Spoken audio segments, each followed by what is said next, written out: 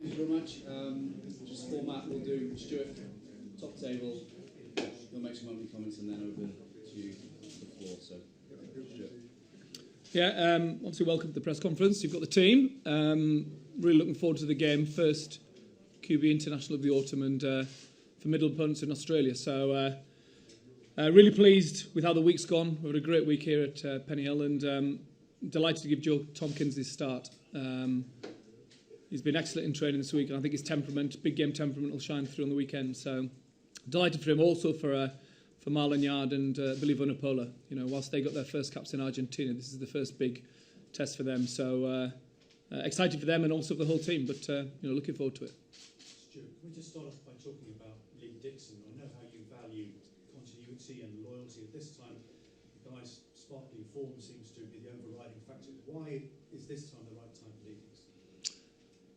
I think form has always been the overriding factor in selection for me, to be honest. You know, Lee Dixon's got a lot of credit in the bank with me. I think this is his 10th cap now, in about 18 internationals I've been involved in. So, and at the start of the season in a competitive position, he's the one that's really shined for me. So, difficult decision because we've got quality scrum halves in Danny Kerr and Ben Youngs, but on form and form alone, I think Lee nudges it. And is it perhaps a little tiny reminder to everybody that no one in this squad, this team, is undroppable? Absolutely, but it's not the reason I've done it. Like I say, it's quite a simplistic formula really for me, and where you've got competing players who are playing side by side. We had a good look at the start of the Premiership and assessed it, and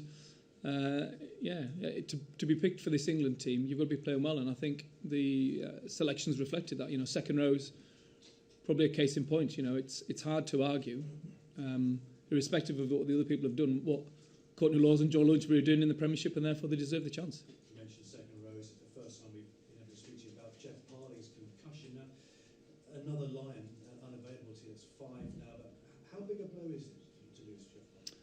Well, obviously you lose a lot of experience. I think we'd made our mind up that we were going to start Courtney and Joe, so it's time now for Courtney to come in and show his leadership of the line-out. Jeff was going to obviously come on, I'm sure, and add his experience towards the end of the game. That said, unfortunately, you know, these things happen in training, so he's got a mandatory sort of 6-day return to play protocol, which rules him out of the game. But on the other side of the coin, you've then got Dave Atwood, who was outstanding for us in Argentina. He hasn't had as much game time, so it was hard for him to force his hand in selection. And he's gone back and played for Bath the weekend. He's now match fit. He comes in off the bench and he certainly adds ballast and size to our bench. Very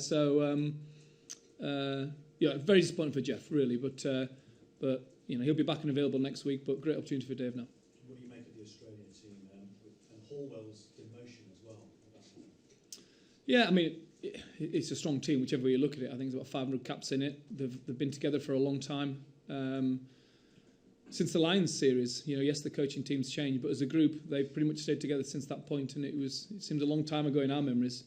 But so their time together as a group, I watched them play the first game under Ewan McKenzie in Sydney in late August. So to spend that time together, they've obviously worked hard, they'll understand each other well, and I think their performances have really improved in the last few weeks. So they're a good side, and it's going to be a very competitive game. And on your side, I bet there were 1 or 2 close calls and 1 or 2 positions, weren't there? Oh yeah, absolutely. You know, in virtually every position, if I'm being honest. But I think it's an exciting side we've picked. I think, you know, the likes of Marlon Yard getting his opportunity, and Billy, as I've mentioned, the centre partnership. You know, injuries have forced our hand a little bit, but Billy 12 Trees is ready for the increased responsibility of starting this series. I think Joel Tompkins will come and do well, and then we've got our more experienced players as well, and a very experienced bench. In fact, I think our bench outweighs our starting 15 in terms of number of caps, so plenty of experience to bring on. And on a light-hearted note, I know Sir Roger Moore has been staying at this hotel. One of the 007 giving you any tips for the weekend? You must be good because I didn't know he was staying here. I'll leave it at that. In the longer-term context of England's development and what's coming up this series, how important do you think this first game is when it comes to what you want to see from the team Yeah, no, I think it's really important. There's no doubt about it. If we were in a similar situation before we played at the start of the Six Nations last year, where we'd had limited preparation time prior to the Scotland game, 2-3 days in Leeds after a big European weekend, and then we came in and played, and we put in a really, really strong performance, one of the best we've had, really. And so that's very much the message to the players, is that we can't afford to not hit the ground running. You don't get second chances at this level. We've got to make sure we're up to the mark straight away and play with the intensity that Test match rugby requires. Do you expect 3 wins out of 3? I think we go one game at a time, and we've got to make sure that we deal with Australia first. We respect them as a team, and we've prepared, and we're playing at home, so we want to win, but I'm sure they'll have something to say about that. They're quite familiar to the crowd of Australians because of the lines, of course. Are they better, though, do you think, now than they were when they finished that series, and if so, why? I think they are. I think they are better. I think, obviously, the time that they'll have spent together, as I mentioned, is important. I think at that time, perhaps the coaching dynamic wasn't where it needed to be, and they've brought in a homegrown coach. I think that, obviously, slightly biased, but I think that helps. So I think they play for Ewan and his coaching team. And I see the key players, the key decision makers and the leaders in the team, particularly at halfback, really beginning to flourish now under Ewan. So that's why I think they're a better proposition than face the Lions, and they push the Lions pretty close. You mentioned Jeff being ruled out through concussion. There's a big debate going on, as you know, in rugby union right now about the long-term effects of concussion, partly what's going on in the States of NFL. I'm sure you know about it. Yeah.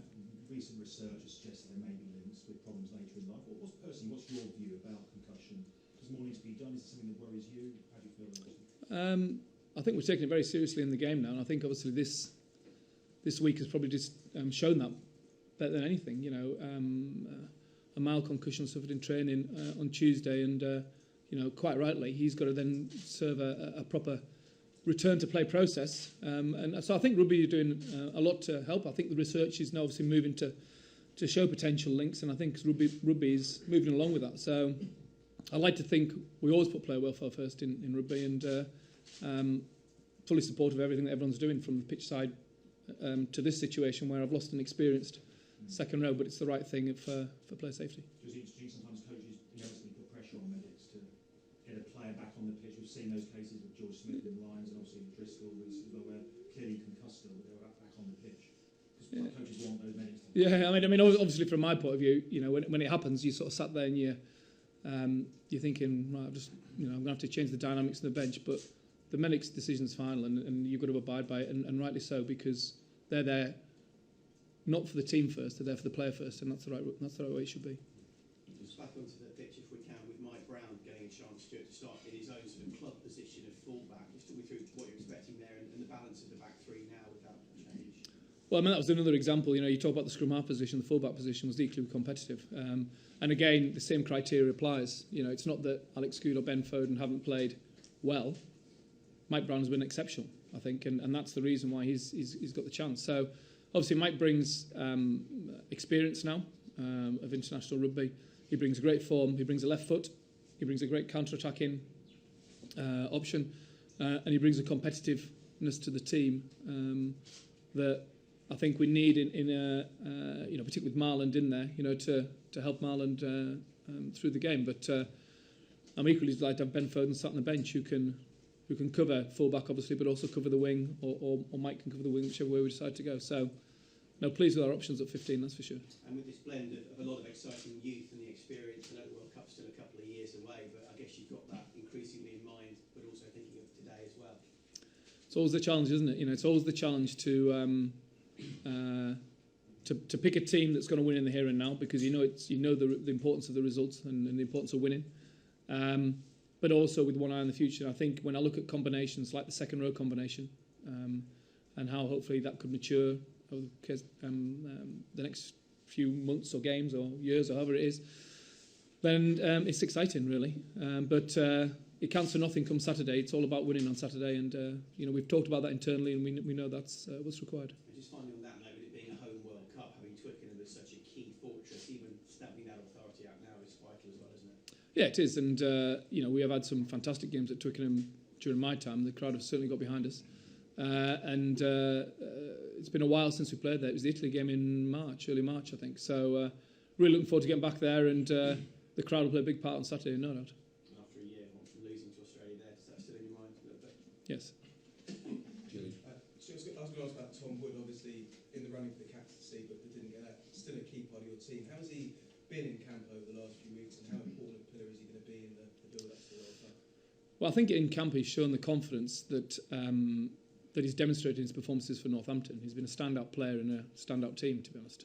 So he's brought that presence and the confidence that he's had from those games, and he's brought the leadership that I saw in Argentina as a support for Chris.